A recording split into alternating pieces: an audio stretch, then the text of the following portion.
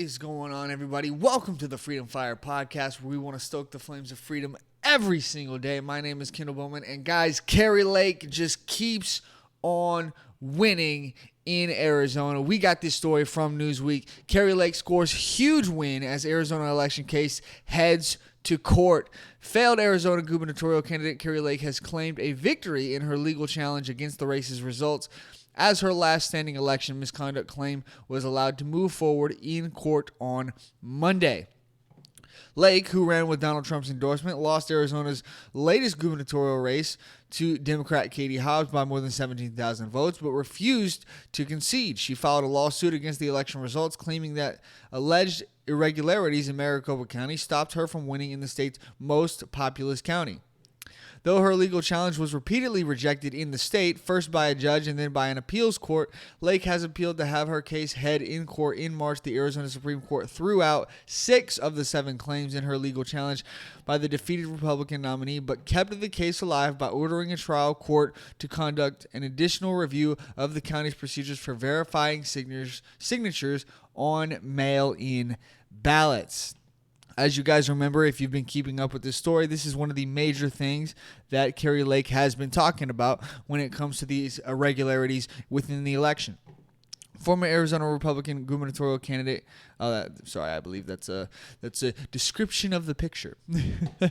The case is scheduled to be heard at 9 a.m. on Wednesday, May 17th in Maricopa County. On Monday, Maricopa County Superior Court Judge Peter A. Thompson, who rejected Lake's lawsuit back in December, approved one count in Lake's lawsuit regarding signature verification procedures in the county to continue in court. Lake received the news triumphantly on Twitter. She announced huge following Supreme Court ruling. Maricopa County Judge grants at Kari Lake the opportunity to expose election fraud in court. We're going to court. Get ready, she added. Political consultant Colton Duncan joined her in celebrating her result in court. "I'm blown away," he wrote. At Kari Lake promised the world that she would fight for her election case to the bitter end and do everything in her power to expose the fraud. She's not like most Americans. She was telling the truth. Now her case goes to trial. Again, I am blown away. Lake attorneys claim that Maricopa County accepted thousands of ballots that had been previously rejected by workers for having mismatched signatures. It had first been dismissed by a lower court that said Lake had waited too long to raise the claim, but was revived by the state's Supreme Court decision in March to ask the lower court to decide if there is any other reason to dismiss it. Newsweek has contacted Lake's team for comment by email. It doesn't make sense for the lower court to dismiss the case because she waited too long. When else was she supposed to submit a lawsuit? Before the election? Like she didn't know that this was going to happen before the election. So there's no way that she could have known that something like this was going to happen beforehand.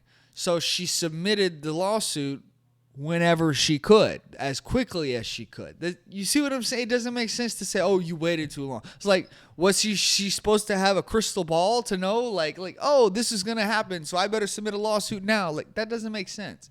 Let's continue. Lake's attorneys claim that Maricopa County accepted thousands of ballots that had been previously rejected. Lake will have a chance to prove whether the signature verification procedures were mishandled by Maricopa County officials and whether this affected enough votes to potentially overturn the election's results. Now, Kari Lake claims that she has proof of around 175,000 ballots. And as you saw earlier in this article, she only lost by 17,000. Now, I want to kind of dampen expectations for a minute, okay? Guys, our court system here in the U.S. is pretty broken. It's pretty broken. Anyone who looks at the Daniel Penny case up in New York, where a man is being thrown in prison, being charged with manslaughter for protecting others on a subway against a very violent person. Then you can look at the case in Texas, where a man had his car surrounded by a bunch of Antifa and Black Lives Matter rioters. One man walked up and aimed an AK-47 right at his face, And the man then pulled out a gun and defended himself because he believed he was about to be shot by firing on the man and killing him. Now they're throwing him in jail. Both cases of self-defense and both people going to jail. As you can see, our court system is very freaking broken, okay? So I just want to dampen expectations and say this. If I had to guess, I would say that this is probably not going to result in Kari Lake winning this entire court case, resulting in her becoming the governor. Now, I would love to be wrong. If I'm wrong, I'll be high-fiving all of you. You know what I'm saying? We'll celebrate. It'll be great because Kari Lake will be in office and she'll be able to take care of Arizona, and that'll be essentially become a freaking Republican stronghold, and it'll be great. It'll be great. But yeah, guys, I just want to dampen expectations because this is, we get so caught up as like, oh, she's getting these small wins here and there, and that's awesome. That's great. She's really, she's really showing what should have been done back in 2020. Back in 2020, I get so frustrated with these people in the media, man. They'll sit there and they'll say, "Oh, Donald Trump lost all of these cases back in 2020. All of these cases that he lost proved that there was no fraud in 20." No. There were 61 cases submitted to court in lawsuits. 61 lawsuits. 50 of them were thrown out without ever being heard. 50 of them. So 11 of them got through out of the 61. In fact, I might be wrong on that. If you've got the right numbers, put them down in the comments. 50 of them were thrown out without ever even being heard. For example, the one in Texas. We know that up in Pennsylvania, the Pennsylvania legislature pushed through mail-in voting against their own constitution. Now, when you're talking about a federal election, that affects other states. It does, because the federal government is over all of the states. So, Texas sues the state of Pennsylvania. It goes over to the Supreme Court. Supreme Court just chooses not to hear it. What? Where else are we supposed to go to have our grievances heard? And this right here is exactly why we have over half the country now who believes that the 2020 election was fraudulent. Because the court cases were never even heard. We never even got our day in court to sit there and say, hey, we saw these things. Look at these things that we found. Is this fraud or not? We never got that chance. Never got that chance. But Kari Lake is now getting the chance here in 2023, and I'm very excited about it. I think it's got a chance, guys. It's got a chance. But I don't know how big that chance is. Because like we just talked about, the court system here in the US just isn't, it's not great as of right now. But we got to keep going. Got to keep fighting. Got to keep pushing forward. And Kari Lake is doing that. There's been reports that if she's not able to get the governorship here in Arizona, that she will then push to try to take on a Senate seat there in Arizona. And she's going to continue fighting. And if she's able to do it, we need to keep fighting. All right, guys, I'm going to have another story coming for you in just a second. But before I get into that, make sure you hit that like button, subscribe, leave a comment in the comment section. Tell me what you guys think of the Durham report. Do you think it's a big deal? Do you think it's not a big deal? Do you think it exonerates Trump? Do you think it doesn't exonerate Trump? I, for one, think it completely and totally exonerates Trump and shows that the FBI should probably be abolished and that this was a soft coup. Now, we got this story from the Post Millennial. Breaking: Durham report drops exonerating Donald Trump. FBI failed to uphold mission. On Monday, Rep. Jim Jordan announced that he has reached out to the Department of Justice to have special counsel John Durham testify before Congress next week. The House Judiciary Chairman's tweet comes as Durham's final report into the Trump-Russia investigation undertaken by the Department of Justice and FBI into whether the Trump campaign had coordinated with Russia to influence the 2016 election was released on Monday. The over 300-page report found that the DOJ and FBI failed to uphold their mission of strict fidelity to the law in their launching of the investigation, according to Fox News. During Durham's years-long investigation, he indicted 3 people: former Clinton attorney Michael Sussman in September of 2021, Igor Danchenko in November of 2021, and Kevin Kleinsman in August of 2020. Sussman and Danchenko were found not guilty, while Kleinsman pleaded guilty and served community service time. The report said Kleinsman committed a criminal offense by fabricating language in an email that was material to the FBI obtaining a FISA surveillance order. In other instances, FBI personnel working on that same FISA application displayed, at best, a cavalier attitude towards accuracy and completeness, it said. FBI personnel who repeatedly disregarded important requirements when they continued to seek renewals of that FISA surveillance while acknowledging both then and in hindsight that they did not genuinely believe there was probable cause to believe that the target was knowingly engaged in clandestine intelligence activities on behalf of a foreign power or knowingly helping another person in such activities, the report continued. And certain personnel disregarded significant exculpatory information that should have prompted investigative restraint and re-examination. Guys, they were saying Donald Trump was a Soviet asset. A Soviet asset. They do realize that the Soviets aren't a thing anymore, right? Like they kind of dissolved a hot minute ago. Like it's been a minute since the Soviets dissolved. It's been over 20 years. Like what are we talking about, man? What are we talking about? Saying he's a freaking Soviet asset. Let's continue. Durham's report does not recommend any wholesale changes in the guidelines and policies that the Department of and the FBI now have in place to ensure proper conduct and accountability in counterintelligence activities are carried out. We got this tweet from Greg Price. Breaking. According to the Durham report, the plan by Hillary Clinton to create a false story linking Donald Trump to Russia was briefed in August of 2016 by CIA Director John Brennan to President Obama, VP Biden, AG Loretta Lynch, and FBI Director Comey. Wow. Just what else could you say, man? What else can you say? According to the Durham report, the plan by Hillary Clinton to create a false story linking Donald Trump to Russia was briefed in August of 2016. This is in the middle of the election going on, okay? By CIA Director John Brennan to President Obama, VP Biden, AG Loretta Lynch, and FBI Director Comey.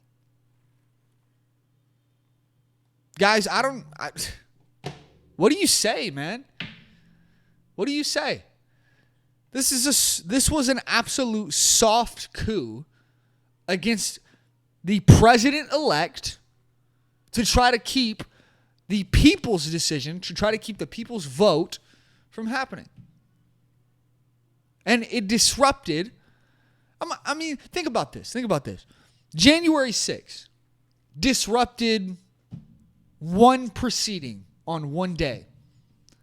And they threw how many people in prison for it? Many of them still have not seen their trial. They're still not seen their day in court. Thrown in solitary confinement.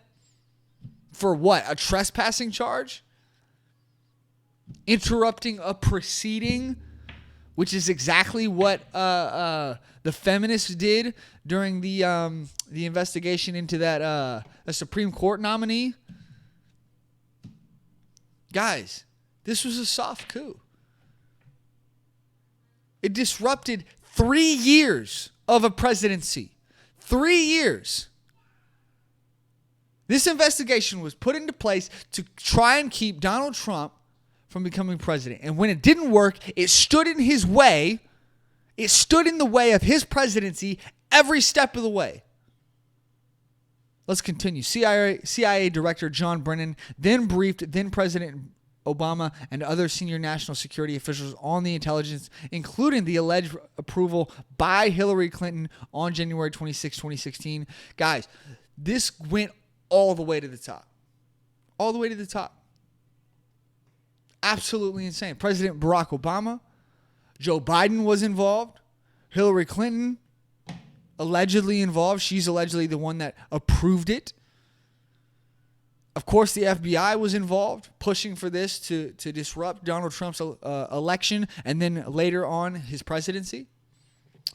This meeting included Obama, then Vice President Biden, and 2 other senior administration officials, including but not limited to the Attorney General, who participated remotely, and the FBI Director. In response to the report, CNN's Jake Tapper said, "It is regardless devastating to the FBI, and to a degree it does exonerate Donald Trump." It absolutely does. It absolutely does. This proves that the entire investigation was a sham. This was a soft coup coming all the way from the top, all the way from President Barack Obama at the time, Vice President Biden, Hillary Clinton, the FBI. This shows that it was a collaboration effort to try and keep Donald Trump from winning the election.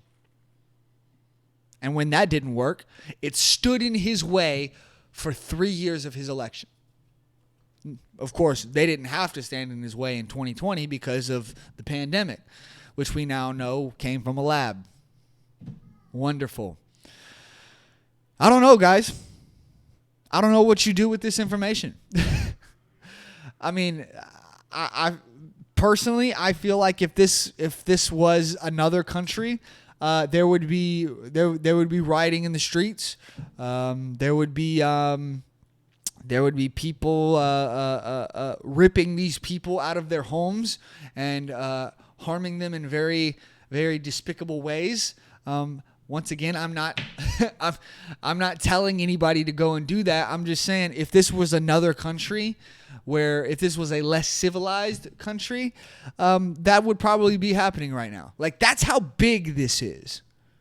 That's how insane this is. They tried to commit a soft coup against the president that you chose to have. You chose. Then, of course, you've got what's going on in the 2020 election, where over half the country believes that there was some kind of fraudulent thing going on in 2020, some kind of illegal rules changes, or something that happened in 2020 that resulted in Trump getting kicked out of office. And now, I'm probably gonna cover this on Friday. Now, we've got the south side of Chicago and New York saying build the wall.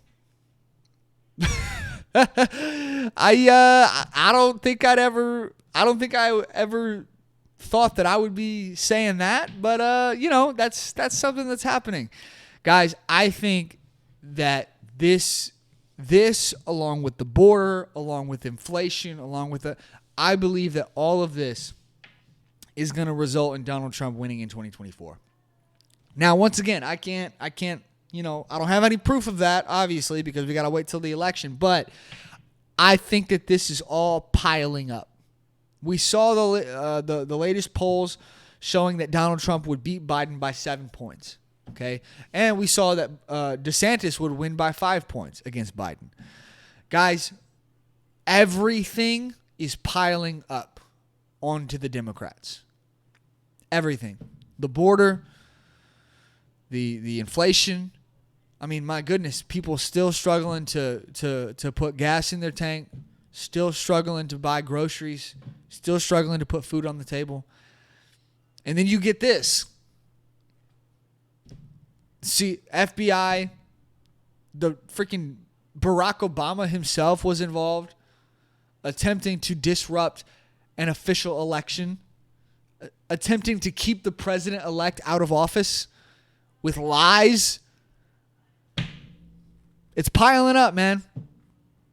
It's piling up. And I think it is going to result in Donald Trump winning the 2024 election, because I think even the Democrats are getting fed up. Even people who voted for Biden in 2020, they're getting fed up, man. They're seeing through the lies. All of this stuff is coming out now. And they're fed up, man. And I can't wait for it. All right, I'm going to leave it there, guys. I will have another show coming for you guys on Friday. Thank you guys so much for watching. Make sure you hit that like button, subscribe, leave a comment in the comment section. Tell me what you think of this. Tell me what you think of Kari Lake winning in Arizona. Tell me if you think that she has a chance of getting to the governorship or maybe not. Let me know down in the comments. Make sure you follow me on all the socials down in the description and hit that notification bell so that you can be notified whenever we put out new videos. Make sure you're following me on Rumble. That is the best way to support my channel. Following me on Rumble, watching my videos on Rumble. It helps us to fight back against the censorship here on YouTube. And I will see you guys in the next one. Bye, guys.